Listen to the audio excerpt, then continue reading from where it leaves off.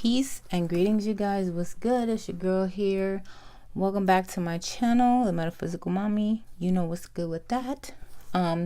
This is an unboxing of the Birds of Prey Oracle deck, I believe.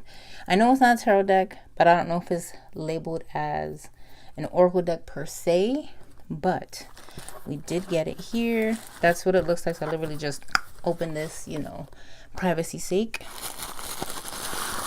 And now we're going to pull it out. So this was a Kickstarter deck that I backed back in the winter of 2017.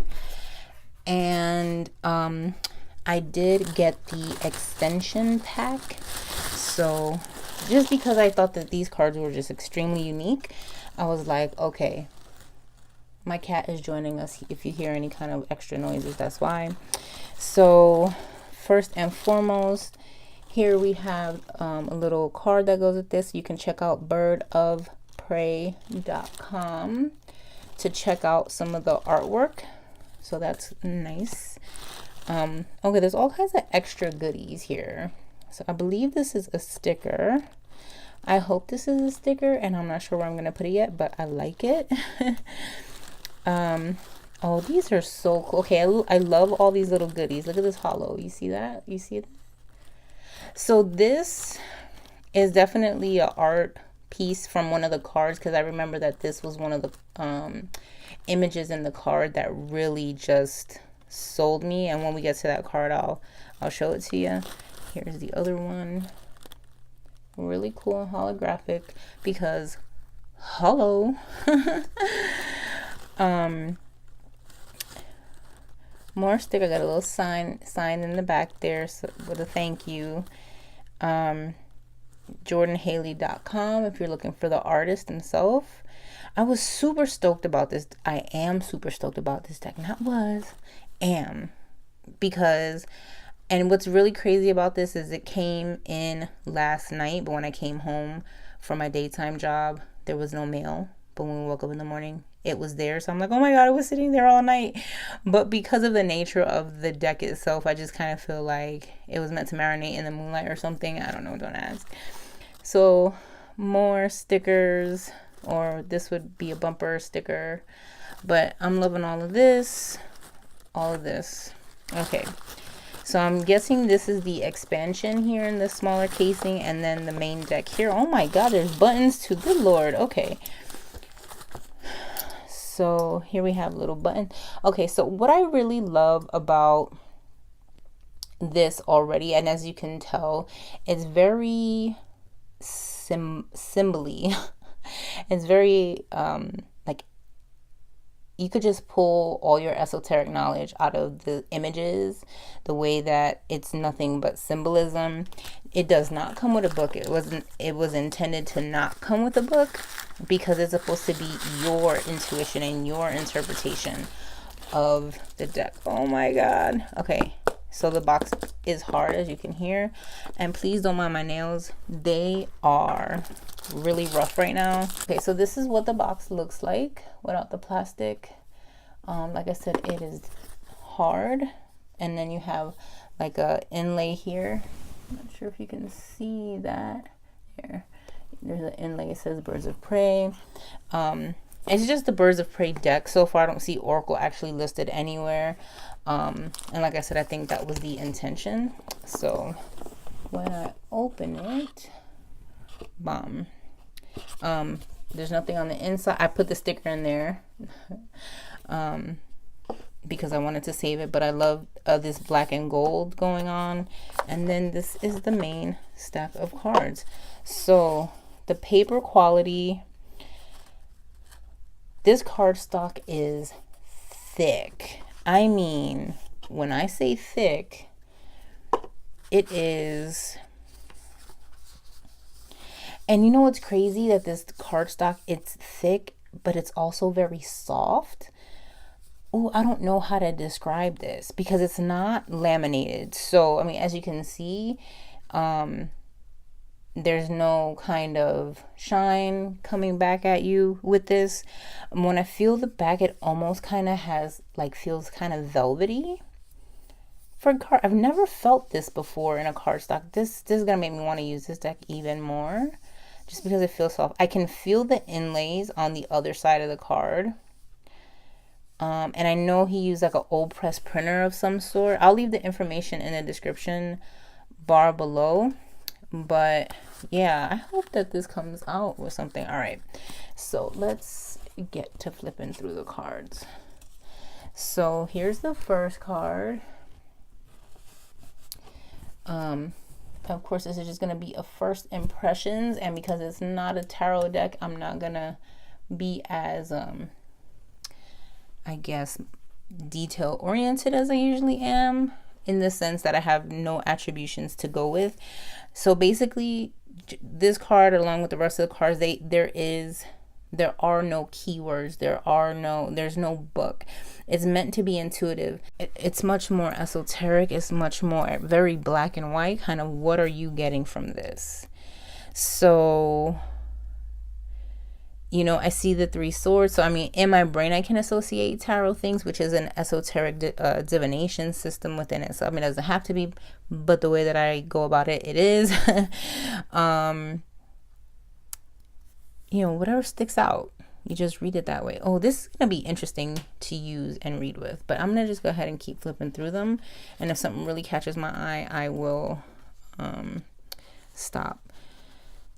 The cardstock feels absolutely incredible. It feels so incredible, in fact, that I feel like that was more than one card, and that was one card actually.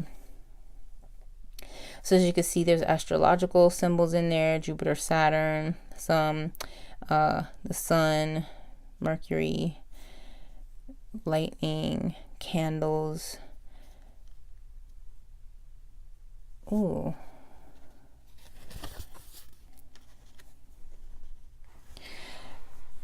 Miss you already. Okay, that is such so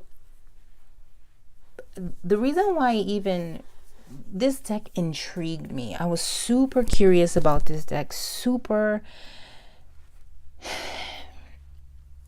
captivated by some of these simple, I'm gonna just move this because that might be distracting, some of the imagery that's on here,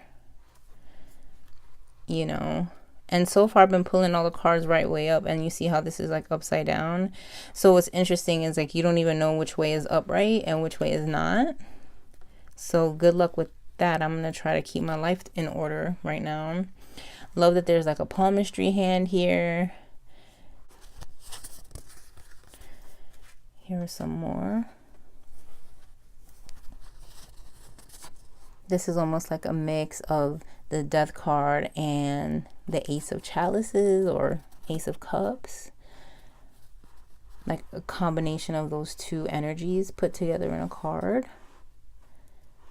Bruh. There's even little sayings here and there.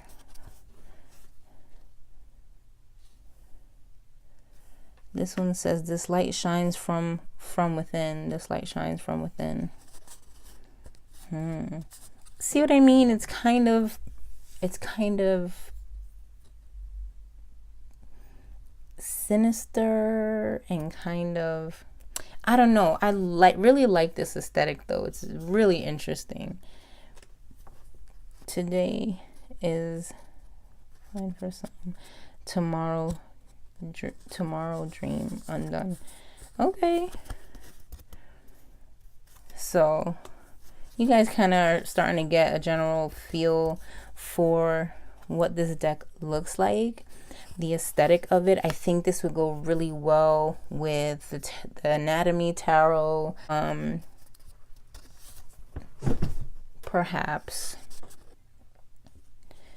But I really feel like this is definitely a standalone deck. It's not your typical type of oracle deck.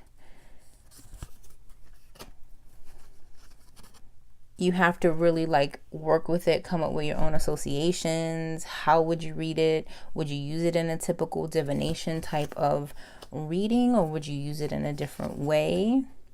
You know, that's what I like really liked about seeing this deck. I was like, how would I use this? How would I how do I apply myself to this? How is it useful to me?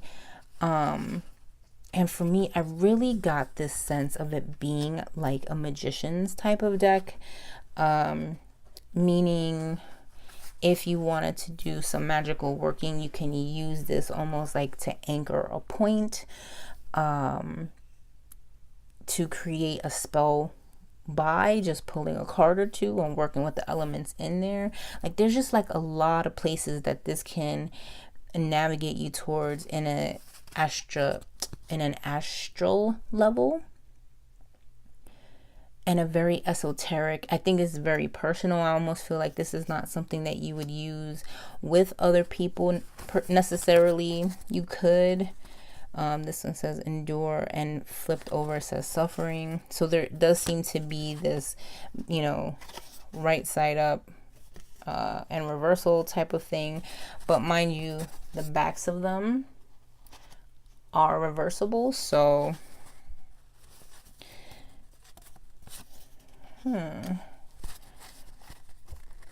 in the depth of night. Now I like this because everywhere that there's black, it's actually pressed in. You can feel this deck is very, that touch, that feeling of that kind of, that ink pressed into the good quality cardstock makes it feel very homemade in the best possible sense. It's definitely high quality cardstock, high quality ink that was used. And I love how it feels. I really wish you guys could see it better. Like, let me see if I can give it an angle that you guys can kind of see.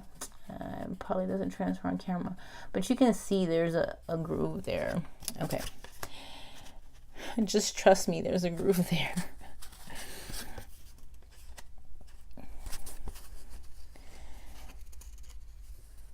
This is so interesting.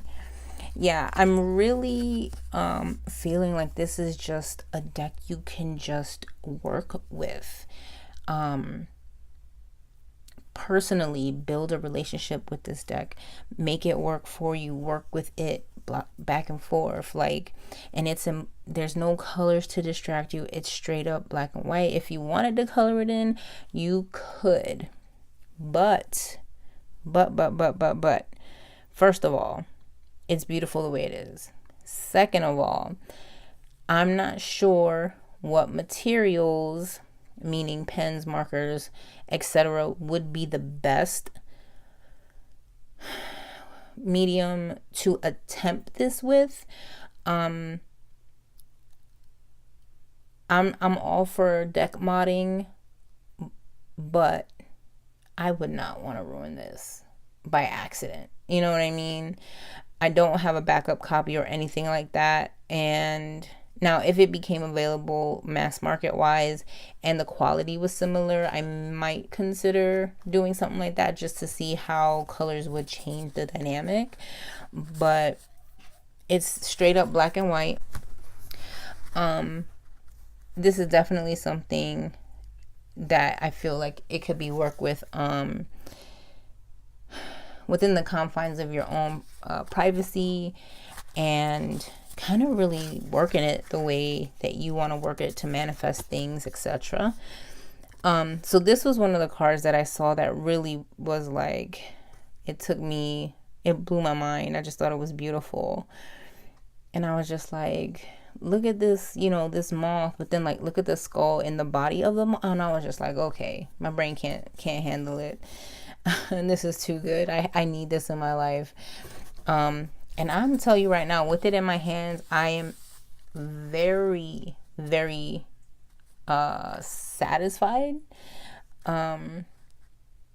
content with the quality of this deck and how it came out. Just the quality of the cardstock and the inlay alone makes it so much. But I do love this black and white situation that's going on here. I think there's a lot that can be done with it. And so, as you can see, some of them have little sayings on them and whatnot. You want out already? They have these little words on them here and there, but not all of them do. So it'll be difficult to work with them as, you know, typical oracle cards in that manner.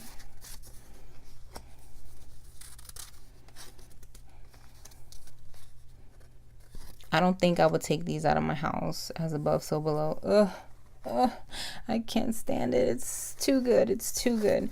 So that was the main deck. What did you guys think about that so far? I thought it was exquisite. Extremely different from things that I've usually seen.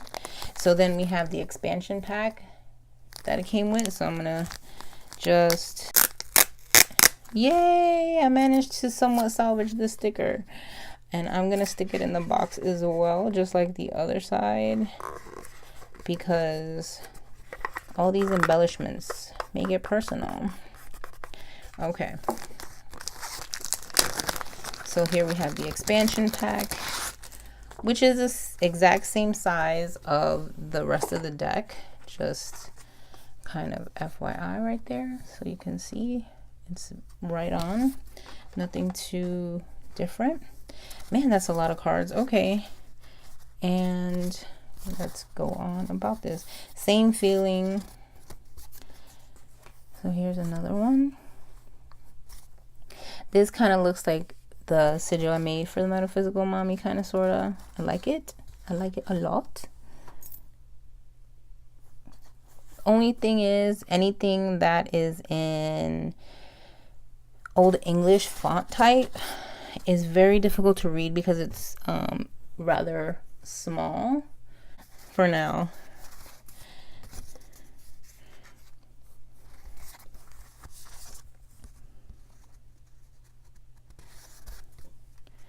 So I'm curious how, look at the chakras here. So I'm really curious how you guys, if you had a deck like this, how would you go about using it? How would you divine with it? Would you do witchy stuff with it? Would you, you know, frame them and have them as something really interesting to look at? Interesting. These are amazing. I'm really just like trying not to spend too much time on each card because it's hard to describe these without necessarily having a context to try and describe it for, because it's really a lot of symbolism here. And you know what the letter N means to me today, or what it might trigger in a intuitive sense of the word, might not be what N means to me tomorrow, or U, or B, or M, or a rose, or any of that for that matter. Context is always so important when utilizing cards.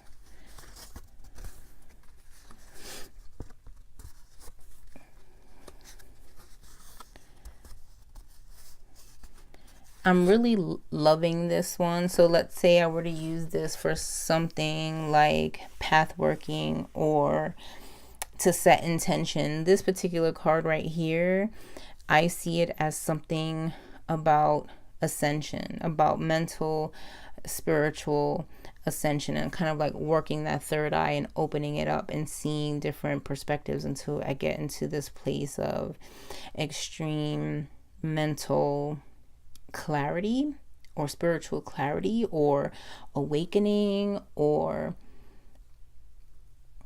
something to do with that realm, whether it be the third eye, the mind, the consciousness, just opening it up and really allowing myself to see, like for real see, not just what I want to see, but like the whole shebang. And this is just one card that I'm like riffing off of right now, but as you've seen all the rest of them. You know, as an intention card, this right here would work for me for something like what I just mentioned.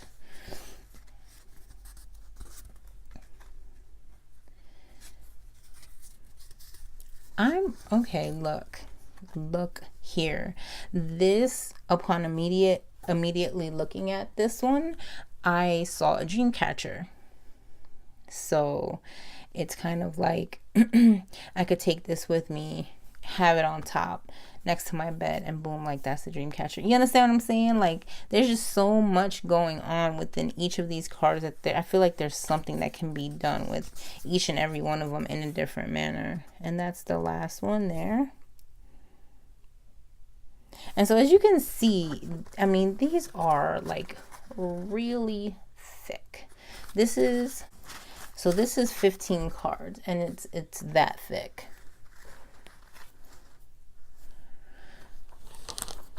I'm gonna do size comparison now really quickly. So here's I keep thinking it's more than one card. That's how thick the card stock is.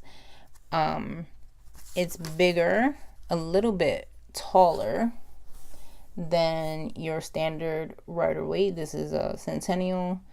For anybody who's watched my channel,